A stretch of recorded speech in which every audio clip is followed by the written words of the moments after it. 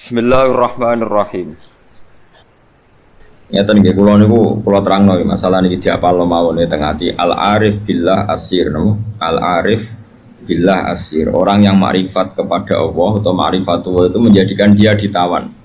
Ditawan maknanya marbutun, no? Bihubbi. Dia terikat atau terpenjarakan. Asir itu terpenjarakan oleh cintanya. Kulo akhir-akhir ini sering neliti ya, fungsi maknawi belafdi di semua ayat Quran. Di semua ayat Quran. Misalnya nyata. Orang itu misalnya dulu sering maksiat, kemudian oleh fikih ditata, orang tukang maksiat itu ditawan. Ditawan itu orang Indonesia gitu di penjara. Misalnya maling, bajingan ya. Itu kalau di penjara kan terus gak iso maling meneh. Terus gak iso bajingan meneh, mesti di penjara, di borgol atau di sel. Kemudian itu nyata tapi fisik, kenapa? Fisik. Dia mungkin tetap bisa ngordinasi anak buahnya lewat penjara kalau dijenguk atau apa, sehingga banyaklah pengedaran narkoba sampai penjara karena yang di penjara hanya apa? Fisik. Kemudian ada penjara maknawi ini, penjara maknawi itu misalnya begini. Ada orang itu sering kecewa dengan istrinya atau dengan anaknya, tapi ya di situ-situ saja. Misalnya yang naruhan kata sekolah ya tetap di seputar naruhan saja. Kalau orang berduaan ya di sekitar berduaan saja. Mungkin kalau dia tokoh nasional ya kritik Indonesia dari bangsanya pemalas, orangnya agak dinamis kayak Singapura. Dia ya agak kemana-mana tetap di Indonesia. Artinya apa? Ini peringatan gitu aja dengan mahabbah maknawiyah ini yang penting ditanamkan ulama. Kalau orang mencintai Allah dan Rasul, mencintai Quran, mencintai santri, mencintai kebenaran, meskipun dia agak dipenjara secara fisik, pasti dia ini akan terpenjara secara maknawi, pasti tidak kemana-mana. Pasti apa? Tidak kemana-mana. Jadi misalnya gue senang bojomu, ya tetap di seputar-seputar situ. Soal lanang beli ben wayo nomor loro, pokoknya gak jauh-jauh di situ. Dan ini penting kalau pengen ngembang noteng jenengan. Jadi yang diwajibkan oleh ulama adalah kita mencintai Allah dan Rasul. Karena kalau cinta itu pasti di seputar kolongan situ, tidak kemana-mana. Jadi kalau kita mencintai Allah, mencintai hukumnya Allah, pasti di kolom itu, tidak kemana-mana. Meskipun kita tidak dipenjara secara fisik, tapi akan dipenjara secara maknawi, akan dipenjara secara apa? Maknawi. Maknawi itu tadi, fisiknya kita bebas, tapi agak kemana-mana karena diikat oleh mahabbatullah wa mahabbatullah Rasul. Ini disebut nama al-arif billah nama. Asirun, dia marbutun dan cancang dihubungi klan seneng neng napa Allah. Nah cara kula ya, sebanyak mungkin umat Islam itu punya seperti itu dalam banyak hal, sehingga kita itu tidak perlu lagi penjara fisik. Ya saya ulang lagi, kita tidak perlu lagi penjara napa fisik. Penjara fisik itu repot, selain tidak efektif juga. Ya juga tadi ya, apa ya, kalau berko penjara ya potensinya ya kembali lagi. Tapi kalau orang itu hatinya bisa dipenjara oleh mahabbatullah wa rasuli itu luar biasa. Lalu disebut walladzina amanu asyaddu hubbal lillah. Lan kula nu sering sinau banget. Mboten mau sering sinau banget. Itu di situ ada keterangan begini. Ini cerita wong wedi ambek bapake misalnya, iku ya ora wani marek. Seneng banget, iku ya ora wani marek. Itu ada, ini cerita orang normal kan, orang normal itu serahkan itu. Misalnya gini, kamu wedi ambek ibumu ya ora wani marek, seneng banget ya ora wani. Itu yang dilakukan Sayyidina Ali ketika ditanya, kenapa saya tidak melihat engkau makan bersama ibu kamu? Kata Sayyidina Ali, takut saya kalau ibu saya misalnya punya ibu ayam goreng sudah punya rencana itu. Kedisian tak jupuk aku. Ya, nek tengah tengah elek kan lahap mangan bareng ibu kan. Nah artinya apa? Ya seneng ya marai rawani awor karena takut misalnya itu kan. Kenapa kamu tidak pernah makan bersama ibu kamu? Jawab Sayyidina Ali, takut saya. Ibu saya di hidangan itu seneng misalnya dalam konteks Indonesia seneng apa? Ayam goreng juga serobot. Wes, belum putus asa. Akhirnya milih tempe. Lo tekan tempe, bu. Serobot bisa. Sehingga masyhur tuh makalah Indonesia itu tidak pernah makan bersama. Sama mungkin orang tertentu yang mencintai gurunya itu tidak berani bareng karena takut ganggu, takut macam-macam. sak pemandangan macam-macam. Nah, jadi orang itu cara seneng dan cara itu mirip-mirip. Itu kata Imam Ghazali, karena khauf dan roja itu mirip-mirip. Nah, sama, gue misalnya seneng cawe itu, seneng bojomu, lagi asik maca, mbak lipstick, mbok klambine anyar. Apike kowe iku ora moro-moro, mesti ke ganggu. Bojomu nak awake ayu seneng ya seneng wae ora awake ayu. Tapi nak kowe seneng kan mesum, ben ngeloni. Nah itu kan dunia yang berbeda. Bojo lagi seneng klambi anyar diganggu, malah mbek kowe mbok coplok iku kan gak fair. Lha nak kowe seneng tenan. Yo duwi, maksudnya duwi ben nikmati nganggo lipstik, nikmati nganggo klambi anyar, pamer mbek kancan. Malah kok parani kene haram. Artinya wong iki bakas wong normal ya. Jadi wong seneng ambek wong gedhe padha-padha menghindar sebetulnya. Apa? Menghindar. Wong ora normal iku ora ukuran ya, ora ukuran. Wong ora normal iki ya angel ya. Nah, sehingga kenapa ada wali ditanya, kapan kamu menikmati Allah? Jawabnya dia dulu, ketika saya menjauh dari Allah. Bukan menjauh dengan makna orang fasik itu enggak. Dia menghindari sesuatu yang terkait Allah karena malu. Kalau ganggu. Makanya saya pernah cerita di ngaji ini, ada wali yang dia jadi wali karena sholat di shaf awal. Dia malu kalau dipanggil Allah kok tidak yang terdepan, sehingga dia sholatnya shaf awal terus. Ketika dia merasa wali paling elit karena yang amal seperti itu, ternyata diberitahu sama Allah kalau wali yang kelasnya dia itu yang sholat di pagar masjid, bahkan di luarnya. Ketika yang di situ, kenapa kamu wali juga udah sholat di belakang? Jawabnya, aku ibu izin. Dosa aku akeh, awakku ora bener kok ngarep, sawangane kok paling bener. Ini kan tapi aja tiru lho, kok guri. Ora usah mbok tiru kelakuane wis ngono. Jadi nek kowe kok guri kan gak karena wali tadi, pancen pemalas no. Iku wis ora wali. Umpama niru-niru ya sekawe, Kang, ora asli. Maksudnya sing wali asli sing tak critakno iku. Nek kowe niru-niru kan wis kawe, iku wis gak sah cara wis plagiat cara ning kampus. Lah idene wong liya mbok bajak ya. Jadi saya wis ra iso niru kan ya mergo kan aku guri niru kula isin Gus Wan pengen nggo arep plagiat ya cara kamu wis gak sah. Tapi dulu ada wali itu malah justru seperti itu. Makanya ini kan pelajaran bagi saya jenengan. Jadi yang penting kita ini sebanyak mungkin menciptakan penjara manawi. Kalau itu sukses itu umat Islam luar biasa. Wanu ngerasa, makanya saya ulang lagi saya itu berhubung yang sekolah kurikulum sudah banyak, yang bikin yayasan formal sudah banyak, yang ingin alim, ingin doktor tafsir fikih banyak, yang ingin punya gelar dalam disiplin ilmu tertentu banyak. Saya itu ingin ada yang selalu tetap seperti saya. Karena kelemahannya sistem kurikulum atau gelar resmi, tentu ini kebaikannya juga banyak. Saya ulang lagi, kebaikannya juga banyak. Tapi masalahnya adalah ini terfisikkan, agama terfisikkan. Saya beri contoh gini, ini yang nyata, bukan jari. Saya punya teman, dia cara berpikir, Gus kita harus bikin kurikulum. Karena kalau kita tidak punya dokter fikih atau dokter tafsir atau dokter ahli sunnah pokoknya. Lalu nanti yang jabat di Kemenak itu orang-orang Wahabi atau Salafi Wahabi, nanti ya kebijakan Indonesia diarahkan Salafi Wahabi. Jadi lama-lama kayak Wali Songo itu tidak dikatakan pusat sejarah tapi pusat kemusyrikan. Karena rombongan Wali Songo ini rombongan kemusyrikan. Mau ketuanya ya ketua. Jadi nanti mereka. Nah, tapi kalau yang megang di departemen itu orang-orang Sunni kan mesti diarahkan ke Sunni juga. Oke itu baik sekali. Tapi saya bilang gini, secara matematika bisa dihitung.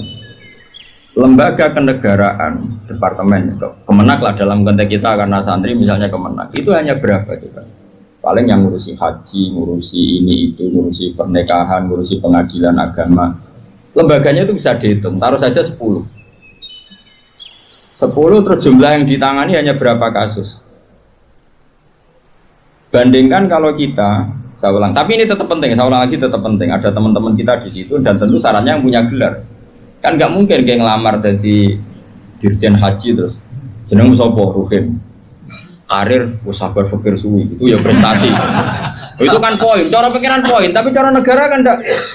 Cara pikiran poin, Kang nyabari nasib suwi itu cara pikiran poin. Terus wis wanen itu cara pangeran yo poin. Ada hadis Allah itu malu nyiksa orang sing wis wanen. Oh itu cara agama poin, tapi cara negara kan ndak. Terus Allah itu seneng wong fakir sing lemu. Mergo wis rido mbek kodok kodar ku ya poin. Lha itu gurunya Imam Syafi'i itu lemu. Makanya kata Imam Syafi'i jarang ono wali sebab lemu kecuali Abdul Hasan Asy-Syaibani. Itu dekne dadi wali mergo lemu. Gua ngertak sange ridane mbek Allah mangan. Ngertak kok mangan terus. Ora ono wong warak saka rahmate pangeran. Kowe mangan kok leren, berarti kowe nganggep ngakhiri rahmati Allah. Tapi nek ora iso leren, ya jadi wali. Jalur itu pun bisa jadi wali. Tapi ojo kawe lho, ini kan wis kawe. Ora partner iki wis kawe, angger bar iki wis kawe, wis plagiat to. Tadi kau lah wis niru-niru wis ra oleh, gak keren no. Terus sekarang kita hitung, rungokno ini. Ini nyata ya. Dan saya sering ya berdebat seperti ini atau mikir seperti ini karena saya ketemu berbagai pihak ya tentu yang baik yang punya mental ad-dinu an-nasihah ya punya mental nasihat itu iradatul khairin apa lil khairi selalu berkeinginan baik untuk yang lain. Lalu ada kiai-kiai kultural kayak Pondok Sarang, Lirboyo, Sidogiri, pondok-pondok besar ini kan nggak ada gelar tapi setiap di pondok itu diajari madzhab ahli sunnah wal jamaah.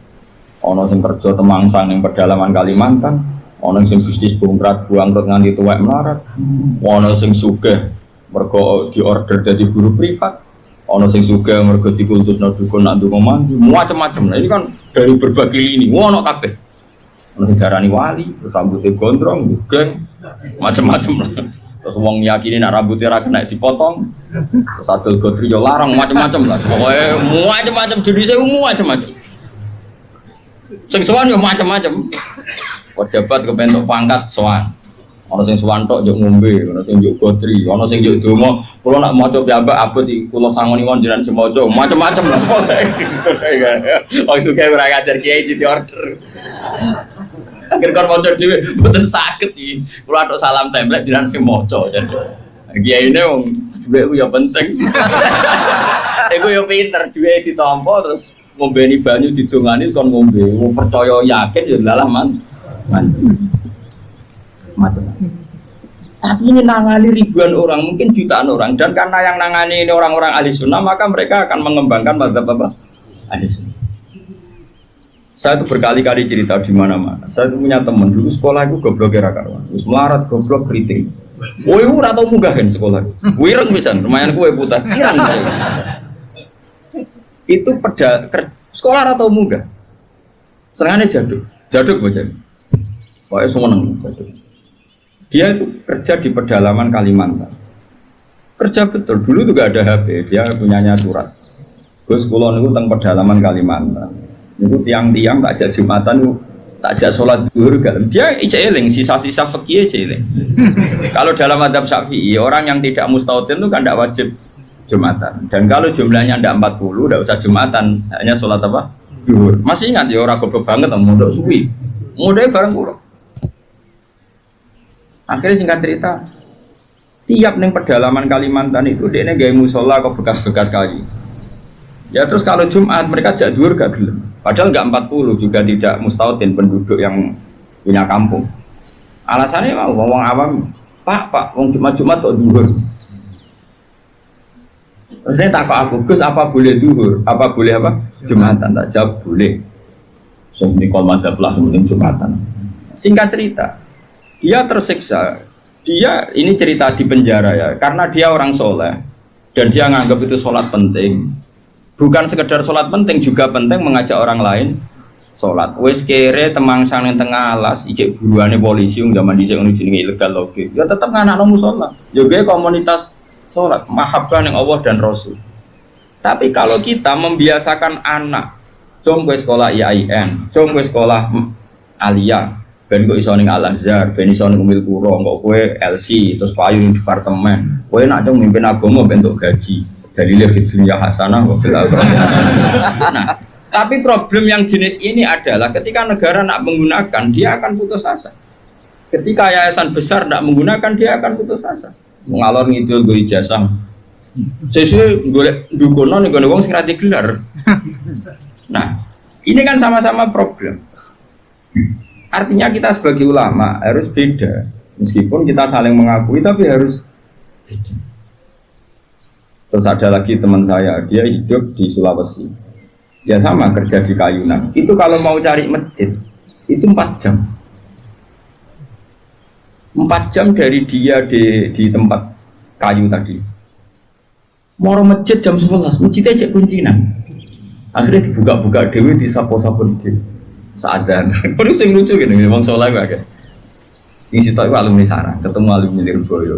Ono grupnya ketemu alumni Tegalrejo.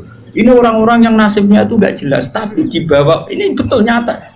Dibawa oleh agamanya ketemu di titik masjid. Kang, kenapa eling Jumatan? Jadi kami ini kita tahu mondok, berang tahun, 4 tahun. Lah kok terima detik ini, bisa ngaji lah tenangan kan. Macam-macam lah. Akhirnya di masjid itu ketemu sekian alumni pondok besar. Cocokan nasib, cocokan ibadah, cocokan macam-macam. Jajal sampai.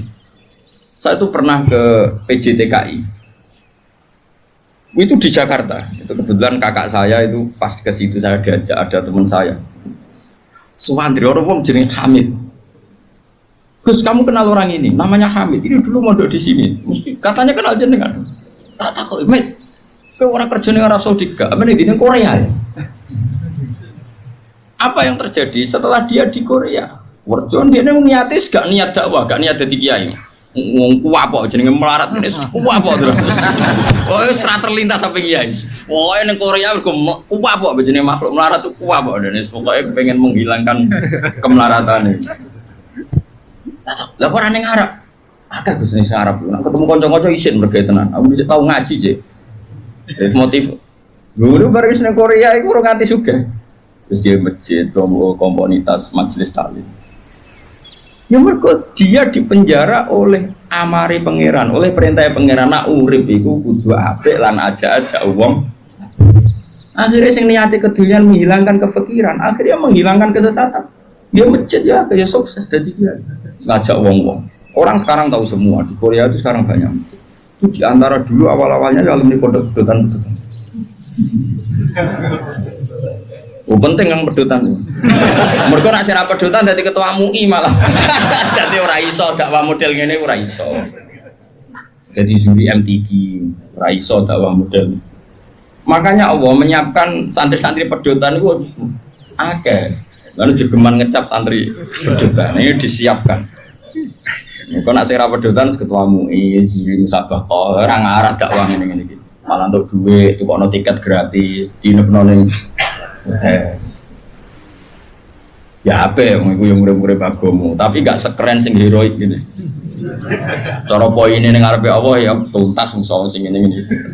Nah ikhlas loh ya. Kecuali ora ikhlas, dia ngono iku kegiatan nglakokno fikire. Ya gak ono wong dakwah jare timbang ning omah tengok-tengok atau dakwah wae perkara nek.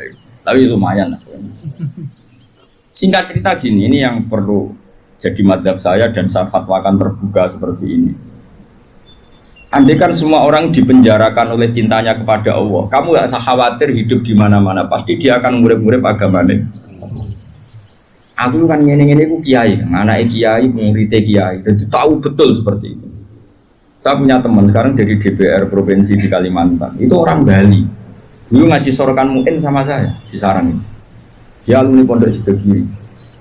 Itu bapaknya keluarga besarnya bakul sate, kembali itu nyati adul sate. Dia santri pedotan. Oh, mereka pedotan ketemu yang ngeduro maksudnya sesuai kelas masing-masing. Bareng bakul sate sukses ngajak ponakane, ngajak tanggane. Tahu-tahu kampung situ jadi komunitas Madura. Karena jumlahnya signifikan, bikinlah masjid. Setelah ada masjid, terus gak kepikiran anak bakul sate di pondok di Sidogiri. Karena di situ sudah ada komunitas Muslim. Ono majelis taklim, ono muslimatan, fatayatan, macam-macam. Mondok itu kira anaknya kebenaran, mungkin karena barokahnya dakwah. Anaknya itu alim, cerdas. Macam mungkin itu bisa, kosongan bisa. Di situ kiri tamat masih mondok lagi ke sana. Langsung tingkat berapa dulu yang ngetes saya dulu? Ya langsung alim.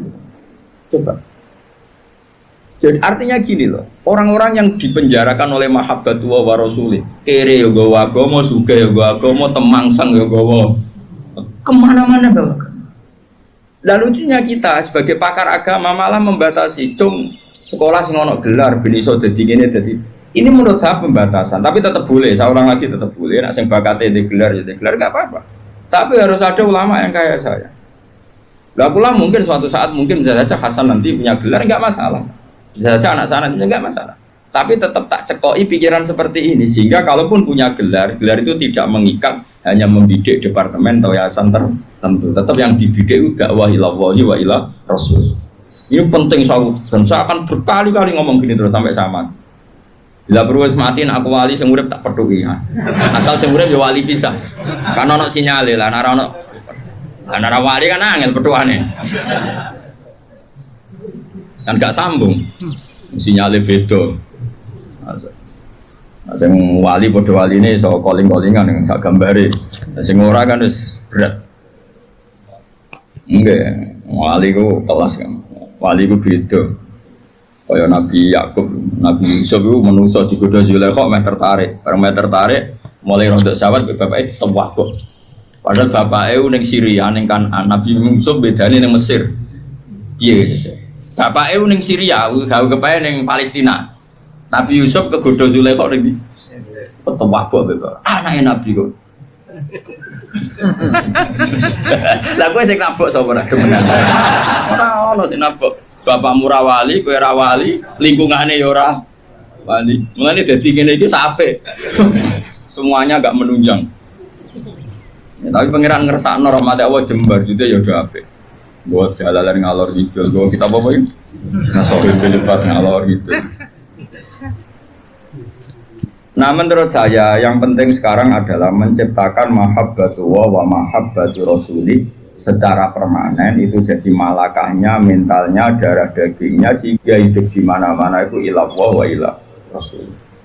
Apalagi kita dalam konteks Indonesia, orang tahu semua lah, kalau Islam ke Indonesia itu dibawa oleh pedagang, semua sepakat mengambil gelar pedagang. Ada pedagang dari Gujarat, dari India, dagang di Indonesia. Niatnya dagang rempah-rempah, ya kepengen sugih. Tapi mereka ini santri, mereka ini orang ora iso golek donya tok ora iso, tetep nang aja akhirnya ngajarkan Islam. Nggih betul. Itu pedagang apa kiai? Pedagang apa ketua MUI mereka di apa dokter fikih ndak, apa dosen IAIN ndak, apa kiai sing dibenum negara ndak. Ya pedagang ya wong kedonyan nih. Mulane harapan kowe kedonyan iki jek tinggi.